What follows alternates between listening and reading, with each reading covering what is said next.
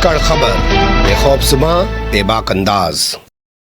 धाकड़ खबर में आपका स्वागत है। मैं आपके साथ हूं अकरम रईस खान। वैश्विक हलचल, जी हां, वैश्विक हलचल का वो ताजा बुलेटिन लेकर एक बार फिर से आपके सामने हाजिर हो चुके हैं, जिसमें बात करते हैं देश दुनिया ही नहीं, गाजा, फिलिस्तीन, इजराइल, ईरान, लेबनान, सीरिया, रूस और यूक्रेन की खास तौर पर। और आज बात करेंगे अपने यहाँ की राजनीति की, विशेष रूप से क्योंकि एक तरफ जहां ऑस्ट्रेलिया की महिला क्रिकेटर्स के साथ बदसलूकी हुई है, उसको लेकर पूरी दुनिया में सुरक्षा व्यवस्था को लेकर भारत की सवाल उठाए जा रहे हैं, उस पर बात करना बेहद जरूरी है। और उसी से जुड़े कुछ और पहलू भी आपके सामने रखने का करेंगे प्रयास, क्योंकि इन तमाम मुद्दों पर बात करने के लिए फिर से एक बार हमारे साथ जुड़ने जा रहे हैं कृष्णकांत जी, यानी के जी, जो भारतीय वायुसेना के रिटायर्ड ऑफिसर हैं और जियो पॉलिटिक्स पर वाकई में अपनी पैनी नहीं गहरी नजर भी रखते हैं।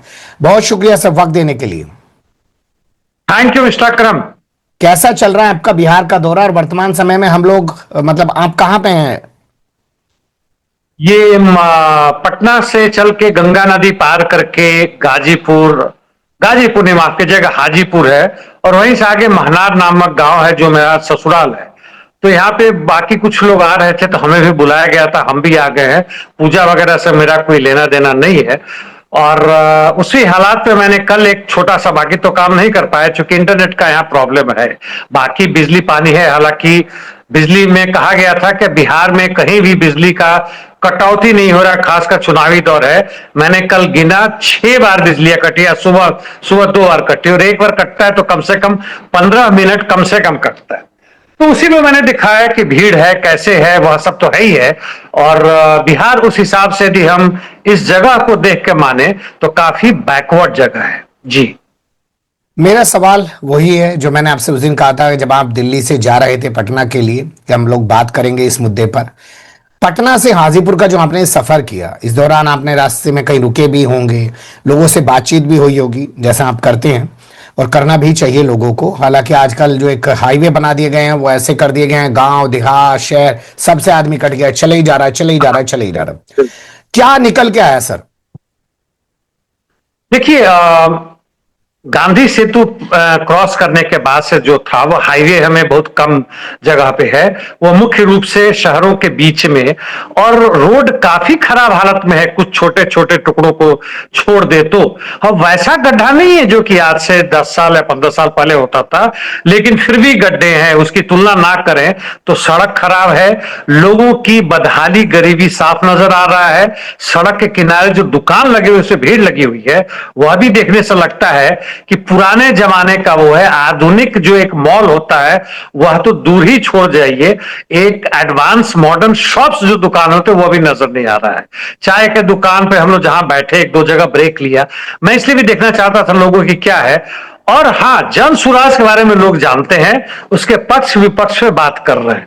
एक जगह पे मैंने इसे पूछा कि मान लेते हैं कि आम आदमी पार्टी के उस समय की तुलना करते हैं जो 2012, 13, 14 में फैला था, और अपने अपने नए विचारधारा तथाकथित रूप से लेके आया था, और इसमें आपको क्या अंतर पड़ता है? तो नहीं, जन स्वराज जो है सो जनता करेगी। तो मैंने कहा उस समय भी तो था, नाम भले ही हो, वह सेल्फ गवर्नड वो था।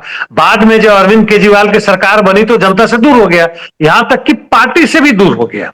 तो वह स्थिति आपको क्यों नहीं नजर आ रहा है?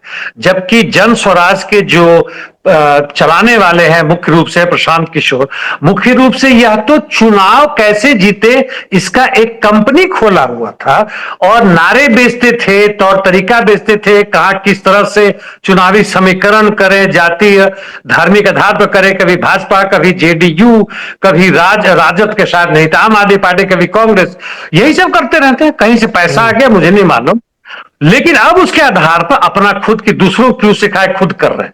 तो यह कोई राजनीतिक या आर्थिक क्रांति की बात नहीं है। लोग मानने के बावजूद एक ही कहते हैं, वही एक लाइन है कि दूसरा विकल्प कहां है। जी, तो क्या जन स्वराज जो है वो भाजपा का खेल बिगाड़ेगी, या बिहार में आम आदमी पार्टी जैसी क्रांति करेगी? और तीसरा, क्या महागठबंधन को चौपट करने के लिए जन स्वराज को खड़ा किया गया है?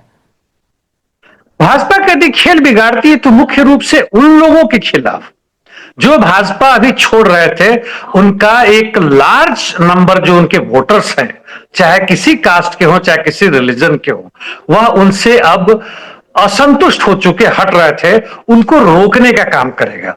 जैसे डेमोक्रेट्स के आने के बाद से अब रिपब्लिकन से लोग बहुत नाराज हो रहे हैं, जिस तरह से ट्रम्प कर रहे हैं, वापस फिर से डेमोक्रेट्स उनको अपने गोद में लेने की कोशिश कर रहा है। तो वो एक नंबर होता है। डायरेक्टली वह राजद इन लोगों को ज्यादा घाटा नहीं कर पा रहा है।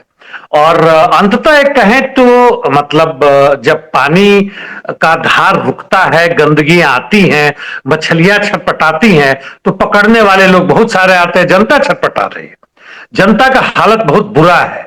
अब यहां तक कि जब प्रधानमंत्री को कहना पड़ रहा है कि लोग बाग वीडियो बना के अपना कमाई कर रहे हैं, देखो हमने क्या से क्या कर दिया, ये हालात हो गई हैं। पहले कभी पकौड़े बेच के रोजगार की बात करते थे, आजकल वीडियो बना के रोजगार की बातें कर रहे हैं। तो इस आधार तक आ गया तो अब सोच सकते हैं कि बिहारियों की क्या स्थिति। अभी मैं एक तुरंत देख रहा था, छोटा सा मेरे एक साथी ने भेजा था कि कितने इस छठ और इसमें बिहार के लिए 1200 या 1100 एक्स्ट्रा ट्रेन चला दी है, जबकि कुल भारत के पास 1200 ट्रेन है। तो बाकी क्या 100 ही चल रहे थे अभी तक? नहीं, वो तो 12,000 का आंकड़ा है। अगर सोशल मीडिया की बात करेंगे तो आप 12,000 12,000 चले जी। खैर ये है, चलता रहेगा। और आज तो नरेंद्र मोदी ने एक नया काम दे दिया लोगों को कि वंदे भारत आपको बोलना है, वंदे मातरम सॉरी आपको बोलना है। तो उसके जरिए क्या होगा, अब इनका जो ग्रुप है वो निकलेगा, लोगों को मारेगा, कूटेगा, पीटेगा, उनसे बुलवाएगा और खुद बोल के संस्कारी बन जाएगा। यानी कि नफरत फैलाने का एक नया मुद्दा इजाद कर लिया गया है। और जिस तरीके से उत्तर प्रदेश के अलीगढ़ जिले में मंदिरों के अंदर आई लव मोहम्मद लिखा गया है, तो आप समझ लीजिए चुनाव के दौरान अभी बहुत कुछ आना बाकी है, क्योंकि पिक्चर अभी बाकी है। अब शुरुआत कर लेते हैं बुलेटिन की। पहला अपडेट जो मैं आपके सामने रखने जा रहा हूं वो है इंदौर में ऑस्ट्रेलिया की महिला क्रिकेटर के साथ की गई बदसलूकी को लेकर पूरी दुनिया में सवाल उठ रहे हैं। लेकिन मैं इसी से जोड़कर यह जानना समझना चाहता हूं सर कि जब महाराष्ट्र के सतारा में एक महिला डॉक्टर का रेप पुलिस वाला करता है और उसको सत्ताधारी पार्टी का सांसद धमकाता है समझौता करने के लिए, और वो खुद सुसाइड करके मर जाती है हाथ पे नाम लिखकर, तो आपको लगता है कि विदेश की जो महिलाएं यहां पे आएंगी उन्हें सम्मान मिल पाएगा, सुरक्षा मिल पाएगी? हमारे देश में लॉ एंड ऑर्डर जो है, जो भी है, संविधान से लेके इस सब इंस्पेक्टर ने जो यह बलात्कार वाला कांड का अंजाम दिया, यह सब जो है कहीं ना कहीं से मन के अंदर की जितनी भी घृणित भावनाएं हैं जो कि बाजार पैदा करती हैं, उसको संतुष्ट करने का उपाय है। लेकिन जो लॉ एंड ऑर्डर है उसको अब जाति और धर्म के आधार पे उसका निपटारा करता है। और यही नहीं, लॉ एंड ऑर्डर को लागू करने वाले, चाहे वो कोर्ट हो, पुलिस प्रशासन हो, उसमें भी यह चीज पूरी तरह से प्रवेश कर चुका है। ऐसा नहीं कि अपवाद नहीं है, अपवाद तो है। और इस हालत में महिलाओं की, खासकर जो महिलाएं जो भाजपा के साथ जा रही हैं, उनको यह नजर नहीं आ रहा है। हाँ, भाजपा में जो मेंबर ऑफ पार्लियामेंट है, मिनिस्टर है, उन्हें इससे क्या अंतर पड़ता है? उनको कोई अंतर नहीं पड़ता है कि सामान्य दर्जे की औरतों के साथ यह चीज हो रहा है। ये डॉक्टर वगैरह अब असामान्य नहीं रह गई हैं, इनकी इस तरह की स्थिति हो रही है। जहां तक क्रिकेट की बात है, और बाहर से आने वाले महिलाओं के साथ भी इस तरह की कोशिशें की जा रही है, उनके साथ मैन हैंडलिंग करना, जबरदस्ती उनके पीछे पीछे जाना और वो करना। पुलिस का के नेचुरली कुछ ना कुछ दिखाने के लिए जो भी कर रहे हैं वो कर रहे हैं। वहां के महाराष्ट्र में चीफ मिनिस्टर ने सस्पेंशन का ऑर्डर दिया, वहां का थाना ही क्यों नहीं सस्पेंड किया? बाय द वे 10 मिनट से लाइट कटा हुआ था, वापस आ गया। चलिए अच्छी बात है, लाइट आ गई। कम से कम आपके लैपटॉप की बैटरी चलती रहेगी और हम लोगों का जो ये बातचीत का सिलसिला है वो जारी रहेगा। वैसे एक बात जो आपने भाजपा की नेत्रियों पर उठाई, क्यों ना कहा जाए कि देश की राष्ट्रपति ही महिला है, वहां पे महिलाओं को मणिपुर में नंगा करके घुमाया जाए या पुलिस वाला बलात्कार करके मरने पर विवश कर दे महाराष्ट्र में, तो सवाल तो उनपे ज्यादा उठने चाहिए। उठनी चाहिए, लेकिन सवाल तभी उठनी चाहिए कि वह किस वर्ग के प्रति उनका काम है, किस वर्ग के लिए वो काम कर रही हैं या कर रहे हैं, जो भी है। और केवल इसलिए देखिए कि महिला महिला का है, तो महिला कोई वर्ग नहीं है। यह जो है एक बायोलॉजिकल डिफरेंस है, जो कि मानव समाज या किसी भी चीज के समाज को, जीवित चीज को आगे बढ़ाने के लिए जरूरी है। एक मेल, एक फीमेल, पुरुष और स्त्री, लेकिन वह वर्ग नहीं है। वर्ग होता है कि आर्थिक रूप से वह क्या है, क्या वह पूंजी को कंट्रोल करता है या पूंजी के तहत वह काम करता है, अपने श्रम शक्ति बेचता है। तो देश की चाहे प्रधानमंत्री हो, राष्ट्रपति हो, अभिनेत्रियां हो, यह सब जो है वह पूंजी के लिए काम करती हैं और उससे कमीशन लेती है, कमाती है, या बड़े बड़े पोस्ट पर जाते उसके लिए कर रही है, और वह हमारे वर्ग के महिलाओं, हमारे वर्ग के पुरुषों के खिलाफ काम करती है। जी, सच्ची बात आपने बिल्कुल कही है। और जिस दिन लोग इस हकीकत को समझ जाएंगे कि जो सीट पे बैठे हुए लोग हैं वो किसके लिए काम कर रहे हैं, 33,000 करोड़ का घोटाला खुला, किसी मीडिया पर कोई डिबेट नहीं, एलआईसी का पैसा अडानी को बचाने में लगवा दिया गया, लेकिन जैसे हमेशा की तरह होता है, नील बटा सन्नाटा। खैर, अब आगे बढ़ते हैं और भारत और पाकिस्तान से जुड़ी कुछ खबरें आपके सामने रखते हैं। जेल में बंद हैं पाकिस्तान के पूर्व प्रधानमंत्री, क्रिकेटर भी हैं, नाम है इमरान खान। उनका ट्विटर अकाउंट चलेगा कि नहीं चलेगा, 4 नवंबर को इस्लामाबाद का हाईकोर्ट बताएगा। सर, ये बात ये चूंकि चल रहा था और कोई तथाकथित नागरिक जरूर जो वहां का सत्ताधारी पक्ष है उसी के समर्थन में होगा कि इसको बंद किया जाए, क्योंकि ये बहुत अनर्गल, अनाप शनाप बातें और भड़काऊ बयान उस पर डाल रहे हैं, एक्स पे या ट्विटर पे कर रहे हैं। अब भला बताइए वो जेल के अंदर कितना कर रहा है, सारा कंट्रोल तो तुम्हारे पास है, और वह भी जो कर रहा है उसको नहीं तुम अधिकार दे रहे हो। इस पूंजीवादी व्यवस्था में जो भी जनता का अधिकार था वह खुद ही अपने पैर पर कुल्हाड़ी मार रही है। हालांकि ये आदमी जो गया है वो साधारण आदमी नहीं होगा, बहुत पैसे वाला होगा, हो सकता वो भी राजनीतिक हो, ना भी हो तो पीछे से मिलेगा। ये अंधा हो गया है तो ठीक है, कोई उपाय नहीं है, लेकिन जो भी तुम्हारे अधिकार थे आवाज लगाने के लिए, जैसे डॉक्टर महिला डॉक्टर के ऊपर हुआ, या भले ही वह बंगाल में हो, महाराष्ट्र में हो, कहीं भी हो, जो औरतों के खिलाफ जो अत्याचार हो रहा है, जो भी बोलने का अधिकार था, अब उसके विरोध में पुलिस और मेंबर ऑफ पार्लियामेंट, कानून बनाने वाले, कानून पालन करने वाले, दोनों तुम्हारे खिलाफ चले गए हैं। तुम्हारे खिलाफ होगा तो तुम क्या खाक करोगे। अब देखते हैं, इस्लामाबाद हाई कोर्ट चूंकि कहीं ना कहीं से कंपेरेटिवली, तुलनात्मक रूप से ज्यादा स्वतंत्र रहा है, तो संभवतः कहेगा कि नहीं, इनको नहीं बंद किया जाए। जी, लगता है कतर वो काम नहीं कर पा रहा, तुर्की कर देगा, इसलिए पहले कतर में बातचीत की गई और अब भारत, पाकिस्तान और अफगानिस्तान तालिबान के बीच में तुर्की में बातचीत हुई है। इनपुट कुछ सामने आए नहीं है, आउटपुट का तो पता ही नहीं है क्या होगा। लेकिन सवाल यह है कि जो पाकिस्तान का रक्षा मंत्री है ख्वाजा आसिफ, वो कह रहा पूरी जंग होगी। आपको क्या लगता है? धमकी दिया उसने कि यदि नहीं रुका, नहीं संधि हुई, और ये लोग अफगान बेस्ड पाकिस्तान का जो तालिबान है वो आक्रमण नहीं हमारे ऊपर बंद करता। मुख्य मुद्दा वहीं पे है। कतर में जो समझौता है वो उसे तत्काल के लिए युद्ध विराम हो गया, लेकिन आगे में होगा रुकेगा कहना मुश्किल है। और मसला बढ़ रहा है। वो अभी जहां तक अफगानिस्तान की बात है, वह उसने पहले कहा था कि ठीक है कोशिश करेंगे, ऐसा लगता है कि कोई कोशिश नहीं कर रहा है। और यह सब चीजें पाकिस्तान को यह जो नजर आ रहा है कि वह भारत के कहने पर, उकसावे पर काम कर रहा है। तो भाई जो भी हो, तो मैं पहले भी कह चुका हूं कि तुम्हारा अपना बनाया हुआ गुर्गा है, अब आप भी तुम्हारे पक्ष में नहीं, किसी और के पाले में चला गया। तो ऐसे जो चीज तुम बनाओगे, आतंक की चीज बनाओगे, या कोई जरूरी नहीं कि तुम्हारी साथ टिका रहे। जी, यानी दूसरे के लिए जो गड्ढा खोदोगे, कल को तुम खुद भी उसमें गिरोगे। वो कहावत पूरी तरह चरितार्थ हो रही है। अब वो बात कर लेते हैं, आपने कहा कि जैसा भारत के इशारे पर हो रहा है, तो जैसे हम लोग सिंधु नदी का पानी रोक रहे हैं पाकिस्तान के लिए, वैसे ही अफगानिस्तान भी बांध बनाकर पानी रोकने जा रहा है। हाँ, वहां पे वो मैं देख रहा था, आश्चर्य है, कुनार नामक नदी है वहां से जो आती है, और डैम है वहां का। डैम नहीं है, डैम बनाने की बात अफगानिस्तान कर रहा है। हालांकि इस पे चिल्लपो करने की बात नहीं है। अफगानिस्तान का कहना है कि भाई हमारा नदी है, हम अपने पानी का उपयोग नहीं करेंगे क्या। और डैम बनाने से कई चीजें होती है, पानी को बचा कर रखना ताकि जब बारिश ना हो तो उसका इस्तेमाल करना। वो पानी जब रोक के करते हैं और धार के साथ गिरता है तो हाइड्रो इलेक्ट्रिसिटी पैदा होता है, और अन्य कई तरह की चीजें होती हैं। हाँ, यदि दोनों देशों में समझौता होता, अच्छी दोस्ती होती, तो उस अंतरराष्ट्रीय नियम के तरह काम करते कि एक देश से नदी दूसरे देश में जा रहा है तो पूरा का पूरा पहला जो देश है उसको रोकना दे, उसका इस्तेमाल युद्ध के लिए ना करे, और बाकी कई सब चीजें, यानी दोनों मिलजुल के का इस्तेमाल करो। और वहां से जो पानी आता है वो उसका 70 से 80% जो ये लोग अफगान या काबुल नदी कहते हैं, जो इनके आता है वो आता है। यानी 80% अभी तो खैर अफगानिस्तान नहीं रोक पाएगा, तत्काल में वह खुद अपने ताकत पे कर रहा है, लेकिन भारत तैयार है कि भाई भाई तुम्हें मौका दो, हम कर देंगे। चीन को दोगे तो हो सकता कुछ हफ्तों में तैयार कर दे, हालांकि चीन संभवतः सामने नहीं आएगा क्योंकि पाकिस्तान से वह दुश्मनी नहीं चाहता है। तो मसला आपस में फंसा हुआ, ये लोग नहीं सुलटा पा रहे हैं। कतर दौड़ रहे हैं, कभी चीन दौड़ रहे हैं, उसका विदेश मंत्री भारत आ रहा है, अभी इस्तांबुल पहुंच गए हो। तो वही है कि जब घर की औरतें लड़के बाहर में जाती है अपने पति का शिकायत करने का, ना घर का ना घाट का, वो स्थिति हो जाती है। बिल्कुल सही बात है। जब घर की इज्जत घर में नहीं रहोगे, घर की बात घर में नहीं रखोगे, तो फिर यही सब होगा।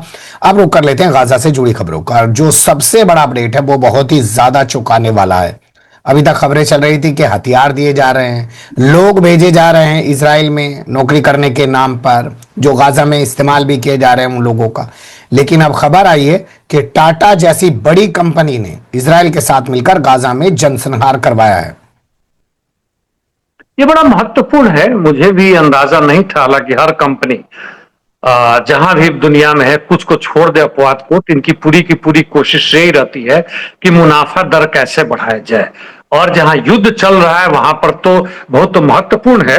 यह एक सलाम नामक एक मैगजीन कहें या एक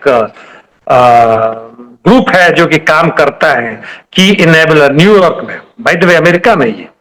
और उसने पता किया, पिछले एक वर्ष से ढूंढ रहा था कौन कौन से लोग गाजा के जनसंहार में प्रत्यक्ष और अप्रत्यक्ष रूप से शामिल है। उन्होंने ही कहीं सवाल भी किया है कि एक तो भोजन के रूप में वहां रोककर जनता को मार रहे हैं, खासकर बच्चों को मार रहे हैं। दूसरा इकोनॉमिक क्राइसिस करके, यानी 62 मिलियन यानी 6 करोड़ टन से अधिक मलबा है, उस पर हम डिटेल में ना जाए, जिसके कारण वहां का जो इकोसिस्टम है, वातावरण है, खराब कर दिया। तीसरा सीधे की सीधे हत्या है जो कि लड़ाई के द्वारा है। और उसमें टाटा का है, डिफेंस एंड आर्म्स मिल्स का है, टाटा एडवांस सिस्टम लिमिटेड। ये बनाता है F-16 का विंग्स, यानी जो उसका पंख होता है वो, उसका फ्यूजलाज, इसका अपाची हेलीकॉप्टर का फ्यूजलाज, जो बीच वाला जो होता है हेलीकॉप्टर का, ये ऊपर हुआ नीचे में जो बीच वाला होता है उसका, ये सब आर्मर्ड व्हीकल्स बनाता है। टाटा का बड़ा ही इंपॉर्टेंट है, महत्वपूर्ण है। टीसीएस डिजिटल हेल्प करने का, टाटा कंसल्टेंसी जो है उसका बड़ा ही फेमस है। वो ये सब मिला के उससे मतलब करोड़ों के अरबों कमा रहे हैं, लेकिन पूरी तरह से इजराइल के जरूरत के एक हिस्से को पूरा कर रहे हैं। तो प्रत्यक्ष क्या, मैं अप्रत्यक्ष क्या मैं कहूंगा, प्रत्यक्ष रूप से भी यह शामिल है वहां के जनसंहार में। टाटा की तरफ से अभी तक कोई इसका खंडन या कुछ टिप्पणी मैंने नहीं देखा है। जी, एक चीज और बताइए सर, हमास हो या जितने भी तमाम ग्रुप हो, फतेह वगैरह, सबने क्लियर कर दिया है कि गाजा की जो कमान है वो टेक्नोक्रेट्स को दी जा सकती है। अरब और बाकी दुनिया के देश जो टास्क फोर्स बना के यहाँ पे काम करना चाहते हैं वो एक तरीके से कर सकते हैं, उन्होंने बोल दिया। लेकिन बावजूद इसके ट्रंप आसियान जाते हुए, यानी आसियान में शामिल होते हुए जाने के दौरान कतर में रुक गए, कतर के अमीर से बात करी, पीएम से बात करी, और फिर हमास को लेकर वही कहा कि अगले 48 घंटे काफी महत्वपूर्ण है, अगर लाशें नहीं लौटाई तो हम हमास को नहीं रहने देंगे, और इस बार तो हमारे साथ अरब देश के लोग भी मिलकर हमला करेंगे गाजा में। आपको क्या होता हुआ दिख रहा है? देखिए, इसमें कोई संदेह नहीं है, थोड़े समय के लिए हमें जरूर थोड़ा सी आशा मिली थी कि पीस हो गया। पीस तो हमें चाहिए था, इसमें कोई वो नहीं है। और जो भी टाइम मिल रहा है उसमें रिकूप कर रहे हैं, यानी अपनी ताकत बढ़ा रहे हैं, अपने जो भी स्थिति बनती बना रहे हैं। चाहे ताकत अब यहां तक बढ़ा रहे हैं कि आम सौनिशन नहीं, भोजन तो कुछ दिन करे, ढंग का पानी तो साफ पिए, वहां तक की पूरी कोशिश जारी है। वह चीज हो रहा है। वैसे करने के लिए हिजबुल्लाह के कमांडर को फिर से मार दिया। गाजा में भी उनके, हम 2 दिन में देखते हैं कि इजराइल मान गया है कि वह अब शांति समझौता का पालन करेगा। यानी 2 दिन के जो था उसके पहले वाला उसने तोड़ दिया। कहने के लिए 17वां दिन है, लेकिन इसमें वह 7-8 बार इनको तोड़ चुका है। और जो भी भोजन आ रहा था उसके ट्रक को अभी यूएन की तरफ से आया है कि उसका 50% भी नहीं जा पा रहा है। तो ये सब कुल मिला के, और ट्रंप की जहां तक बात है, उनकी धूर्तता नजर आ रही है। ट्रंप पूरी तरह से आईडीएफ के साथ मिलके, उस जायनिस्ट रिजीम के साथ मिलके, गाजा पट्टी आप उसका नक्शा देखें 1967 के पहले, 1967 के दौरान और अभी के तरह में कुछ रह नहीं गया है, कंकाल भर रह गया है। और इजराइल जो है सो मोटा होता जा रहा है सेटलर्स को लेके। लोग कहते हैं कि मुसलमान ज्यादा पैदा करते हैं, हर इजरायली फैमिली में देखेंगे 6-6, 7-7 बच्चे लेके घूम रहे हैं। 10 महीने 12 महीने 1 साल के गैप करके, जो भी बायोलॉजिकली लिमिट है उसके बियॉन्ड वो बच्चा पैदा कर रहे हैं। यानी उनका लक्ष्य है कि हम इतना पैदा करें कि पूरे के पूरे अरब कंट्रीज में मैक्सिमम ग्रेटर इजराइल बना सके। तो इसमें अभी कुछ नजर नहीं आता है। हाँ, जो पैलेस्टीनियन रेसिस्टेंट फोर्सेस है वह अभी दब के काम कर रहा है, और संभवतः अंदर अंदर जो काम कर रहा है, मुझे निश्चित हूं कि केवल इजराइल ही नहीं, सॉरी, केवल ईरान ही नहीं, बल्कि नॉर्थ कोरिया और रूस और ये जितने भी हैं वो सब मिलकर अंदर में बातें करेंगे क्या और कैसे बढ़े। हाँ, चीन पे मुझे कोई खास भरोसा नहीं है, जो भी मदद कर रहा है ठीक है, अच्छी बात है। तो देखते हैं कि क्या होता है। यह युद्ध विराम जो है सो अंतिम नहीं है, ना ही पैलेस्टीन की मान्यता है, और ना ही यह मतलब सेमी कॉलन में नहीं, ये छोटा सा कॉमा है जो कि हर रोज टूट रहा है एक नए कॉमा की तलाश में। जी बिल्कुल आप सही कह रहे हैं। अब रुक कर लेते हैं ट्रंप महान का। तो ट्रंप महान से जुड़ी हुई जो बड़ी खबर है वो ये कि उनको फिर से एक बार चुनौती देंगी कमला हैरिस। हालांकि संभावनाएं कम है कि ट्रंप तीसरी बार चुनाव लड़ेंगे, लेकिन कमला हैरिस अचानक जिंदा हो गई, इंटरव्यू दे रही हैं और कह रही हैं कि एक दिन अमेरिका की राष्ट्रपति महिला जरूर बनेगी। आप कैसे देखते हैं उनका इस तरीके से आना? जब भारत के राष्ट्रपति की बात आपने की थी कि महिला है और वो मतलब चमत्कार हो रहा है महिलाएं आ रही थी, हम भूल जाए। महिला राष्ट्रपति वहां की बन जाएंगे तो कुछ ही नहीं होने वाला है।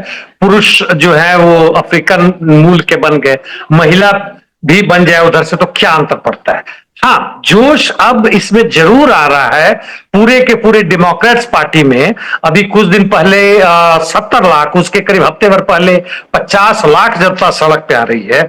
उनका फिर से जहां पैसा कलेक्शन की बात है, वहां के चुनाव में खुलेआम टाइम होता है, वो अभी से ही शुरू हो गया है। ट्रंप का पॉपुलैरिटी रेट 30%, अधिक से अधिक 35 जा रहा है, उससे अधिक नहीं बढ़ रहा। अभी गाजा में जो उन्हें थोड़ा हुआ था तो बढ़ा था, फिर से 50 के आसपास जाके फिर डाउन हो रहा है। उन जनता को नजर आ रहा है इनके खुद के पार्टी के जो सदस्य समर्थक है वो अभी इनसे खुश नहीं है। पूरा दुनिया में तो छोड़ दे, आज तक इस तरह से इजराइल अकेला नहीं हुआ था पूरी दुनिया में, और इस तरह से हत्यारा घोषित नहीं हुआ था। उसको ट्रंप जो है सो अपनी विजय के रूप में दिखा रहे हैं, उस शांति के रूप में दिखा रहे हैं। इससे कहीं ना कहीं अब उनके कमला हैरिस को मिले ना मिले, लेकिन यह संभावना अभी की हालत में साफ दिख रहा है, अल्लाह से कुछ खास चमत्कार ना हो जाए, कि डेमोक्रेट्स फिर से आएंगे, यानी विकल्प की राजनीति को फिर से ये लोग गड्ढे में दबाएंगे। जी, एक सवाल मैं आपसे यहां पूछना चाहता हूं सर। आयरलैंड में चुनाव हुआ, दक्षिणपंथी महिला सत्ता पर आ गई। उससे पहले जापान में देखिए, इतिहास वहां पे रच दिया, पहली बार महिला बनी लेकिन वो भी दक्षिणपंथी। फ्रांस में हम देखते हैं लिपेन दक्षिणपंथी, और अभी जिसको नोबेल का पुरस्कार मिला मचाडो को, वो भी राइट विंग की है, इजराइल के साथ खड़ी हुई है। तो ये जो महिलाएं राजनीतिक तौर पे दुनिया की क्षितिज पर आ रही हैं उभर कर, ये सब दक्षिणपंथी ही क्यों हैं? आपने सब कहा वो ठीक कहा, एक इसमें गड़बड़ी हो गई। आयरलैंड में जो जीती हैं वह वामपंथी है।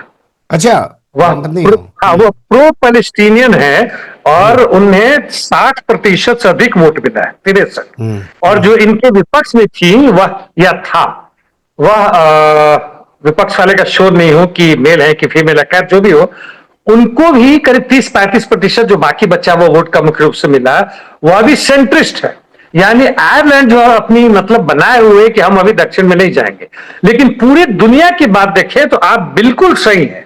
कुल मिलाकर दक्षिण पंथ, घोर दक्षिण पंथ या जो भी कहें वह बढ़ रहे हैं, और पूरी तरह से बढ़ रहे हैं। यानी अब घोर दक्षिण पंथ से लोग जोड़ रहे हैं कि जो दक्षिण पंथ है उनको छूटे। जैसे ट्रंप से बेहतर अब होंगी तो पहले थे ये बाइडेन, और अब कमला हैरिस बनेंगी, ये सोच बन रही है, जो कि बिल्कुल गलत है। ये हमारा पतन है नैतिकता का, हमारी आर्थिक राजनीतिक समझ का, और कुछ नहीं। हाँ, जहां तक जो कोर जो रिवोल्यूशनरी पार्टी है, जो क्रांतिकारी विचारधारा है, वह अलग से, इसकी चर्चा मैंने आपको की थी पहले कि किस तरीके से कॉल भी आ जाता है बीच में, किस तरीके से वाम और क्रांतिकारी शक्तियां उठ रही हैं। और जैसे भारत में हो रहा है वैसे मुझे उम्मीद है जैसे दक्षिण अफ्रीका में हो, ब्राजील हो, यूरोप के कई देशों में हो सकता है, यहां तक कि अमेरिका भी हो सकता है।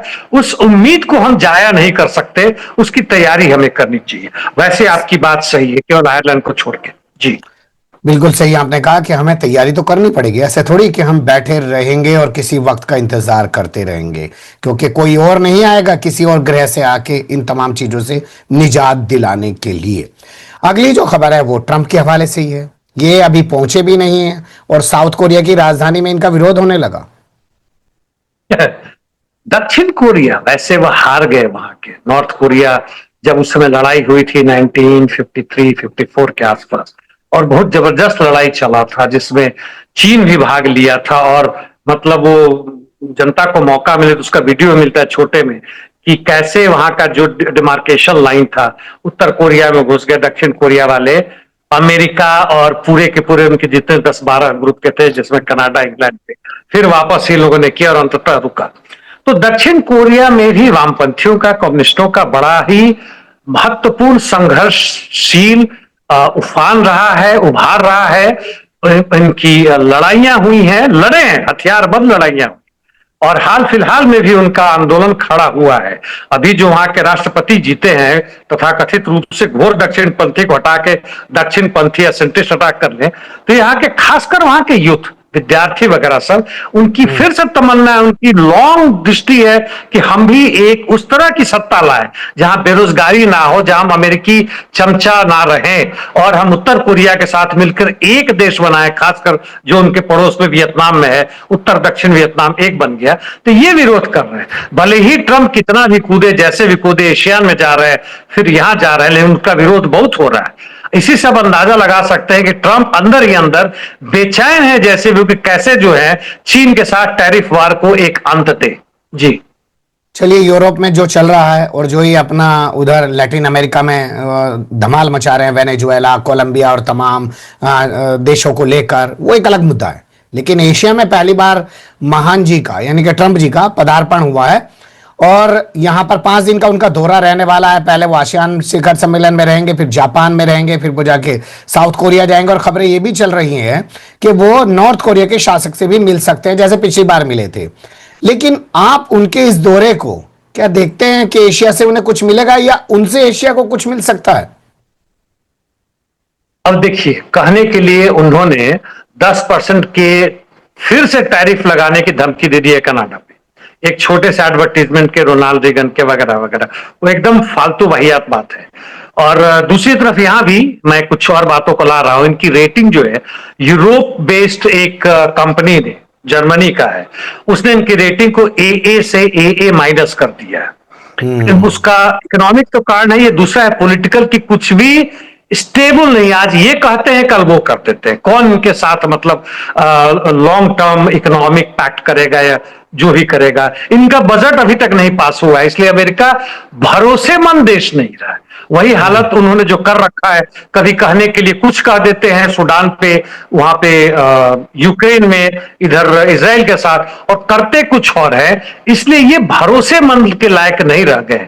हाँ, जहां तक दक्षिण कोरिया में मिलने की बात है, चीन पूरी बराबरी पर कर रहा है कि भाई तुमको मानना है तो मानो, नहीं मानना तो नहीं मानो। तुम 100% करोगे 100%, हम भी टैरिफ लगा देंगे। दोनों बढ़ा के 400-500% करो, बेमानी हो जाएगा, ना एक दूसरे का सामान आएगा ना जाएगा। जबकि यूरोपियन यूनियन तड़प रहा है, जबकि उसकी भी चाहत है कि ट्रंप जैसे भी कर ले, स्पेशली रेयर अर्थों का रहे कि नया स्रोत ढूंढो। नया स्रोत तुम्हारे बस की चीज है कि नया स्रोत चांद पर से लेके आओगे, यहीं से ढूंढोगे, नया तरीका ढूंढोगे। अभी तक तुम क्या कर रहे थे? तो पूंजी का, खासकर निजी नहीं, फिनांस कैपिटल का जो है, जो एंट्री हुआ पूरे वर्ल्ड ओवर में, और जिस तरह से एक दूसरे में घुसे पड़े हैं, टाटा कंसल्टेंसी तक भी घुस के आपके IDF के आर्म्स ऑम्निशंस बनाने में और डिजिटल वॉरफेयर में वहां पे मदद कर रहा है, और चीन का भी वहां पे जा रहा है। तो वहां पे चीन को दरकिनार करना, रूस को दरकिनार करना, यह असंभव है। आप भले ही उसको कम कर सकते हैं। हालांकि ट्रंप ने भी दावा कर दिया कि भारत ने तेल लेना बंद कर दिया, बहुत कम कर दिया तो स्पष्ट है, और कह रहे हैं कि चीन भी कम कर देगा। तो इस मीटिंग में एशियान हो या ये एशिया पैसिफिक कैपेक की मीटिंग हो दक्षिण कोरिया में, मुख्य मुद्दा इनके चीन के साथ है, रूस के साथ है, भारत के साथ भी होगा, और जो छोटे मोटे देश है सबके साथ है। साथ साथ अपने देश में गिरती शाख, जो शाख इनका घट रहा है, उसको वहां भी पहुंच के जिस तरह से डांस कर रहे हैं, इनका अपना जो सिग्नेचर स्टाइल है, हाथ को यूं करना, डांस करना, जो कि बड़ा बोरिंग हो चुका है। मोटा आदमी लगता है कि हिल रहा है केवल। तो वो जो वहां पे जो कर रहे हैं, उसी तरह की बात है कि भाई जब अंदर अपने देश में तुम्हारी डोमेस्टिक पॉलिसी फेल हो रही है, जनता जी। खिलाफ हो रही है, तो विदेश में जाके दिखाने की कोशिश करें कि देखो विदेश के लोग हमसे कितना खुश हैं। यहां भी उनको बहुत बड़ी सफलता नहीं मिलने वाली है। जी।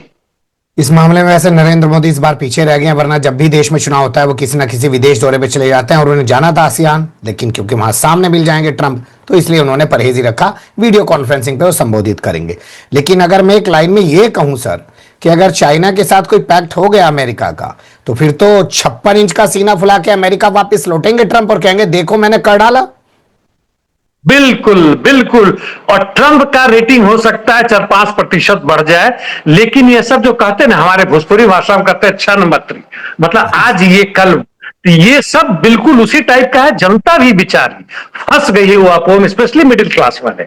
इन पर कोई भी मतलब आज ये कह दिया तो रेटिंग बढ़ गया, कल वो बढ़ गया तो रेटिंग घट गया। जैसे सेंसेक्स होता है, कुछ एक तेल के दाम में कुछ हो गया, सडनली देखेंगे कि $5 बढ़ गया, सेंसेक्स का घट गया।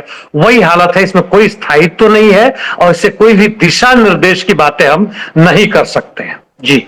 और इसी वजह से लगातार सवाल उठ रहे हैं कि क्या ट्रंप अपनी इस मनोस्थिति के साथ कहीं ऐसा तो नहीं है कि अंदर कुछ गड़बड़ ही है, और वो सब चीजें लोग अभी समझ नहीं पा रहे हैं, बस ऐसे ही सोच रहे हैं कि वो हड़का के बहुत कुछ करवा ले रहे हैं, या मनोस्थिति बिल्कुल बिगड़ चुकी है, 4 साल पूरे नहीं कर पाएंगे। ऐसी चर्चाएं जो चली हैं वो कितनी पूरी होती है आने वाला वक्त बताएगा। आपने समय दिया, तमाम चीजों पर रोशनी डाली, फिर आपके साथ किसी और मुद्दे पर जुड़ने की कोशिश करेंगे। धन्यवाद sir. Thank you mister Akram.